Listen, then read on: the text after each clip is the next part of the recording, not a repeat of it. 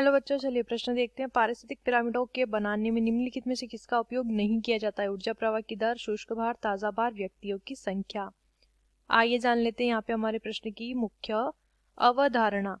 हमारे प्रश्न की मुख्य अवधारणा यहाँ पर संबंधित हमें बताना है पारिस्थितिक पिरामिड के बारे में। यहाँ पे प्रश्न दिया गया है, पारिस्थितिक पिरामिड को बनाने में इनमें से किसका उपयोग नहीं होता है। देखिए, पारिस्थितिक पिरामिड जो होता है, पारिस्थितिक पिरामिड कैसे बनते हैं? जो पारिस्थितिक तंत्र की जो पोषक स्तर होते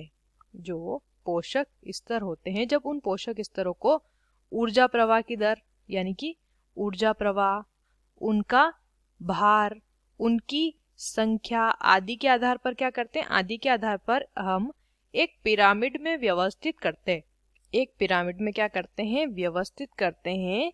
तो इस प्रकार की जो व्यवस्था होती है वो एक इस प्रकार से उनकी संख्या जो है, हम ज्यादा भार, ज्यादा संख्या, ज्यादा ऊर्जा जहाँ होगी उन्हें चौड़े भाग की तरफ रखेंगे और कम जो होता है वो ऊपर की तरफ। तो इस प्रकार एक पिरामिड बनता है, एक शंकु बनता है। इन्हीं को पारिस्थितिक पिरामिड कहते हैं। अब पारिस्थितिक तंत्र में एक तो बनता है ऊर्जा का पिरामिड, ऊर्जा प्रवाह जैसे होता है वैसे एक पिरामिड बनता है। उसके बाद जो जीव होते हैं उनके शुष्क भार का पिरामिड बनता है। और उसके बाद उनकी जो संख्या होती है, जीवों की संख्या, प्राणियों की, व्यक्तियों की संख्या, उसके आधार पर एक पिरामिड बनता है। तो ऊर्जा प्रवाह की दर का पिरामिड बनता है, शुष्क भार का पिरामिड बनता है और व्यक्तियों की संख्या का पिरामिड बनता है।